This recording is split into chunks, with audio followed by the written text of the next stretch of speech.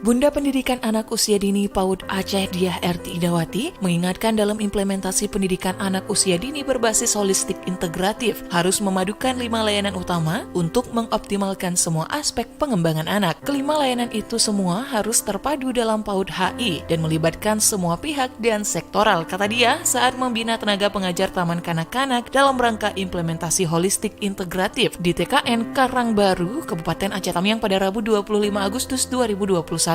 Dia menyebutkan 5 layanan anak usia dini yang diatur dalam PAUD HI yaitu layanan pendidikan, layanan perawatan, layanan kesehatan dan gizi, layanan kesejahteraan, serta layanan perlindungan. Dalam kesempatan itu pula, dia juga mengingatkan dalam pelaksanaan belajar mengajar para guru harus lebih fokus terhadap pencegahan COVID-19 dengan tetap mematuhi protokol kesehatan. Ia mengungkapkan kondisi COVID-19 di Aceh hingga hari ini semakin meningkat, dan hal itu bisa semakin meningkat apabila masyarakat khususnya tenaga pengajar tidak mentaati dan menertibkan prokes di sekolah. Sementara itu, Bunda PAUD Kabupaten Aceh Tamiang Rita Sintia mengharapkan melalui pembinaan penerapan TK berbasis holistik integratif dapat menciptakan sumber daya manusia khususnya bagi tenaga pendidik dan dengan begitu bisa melaksanakan kurikulum PAUD HI di Kabupaten Aceh Tamiang.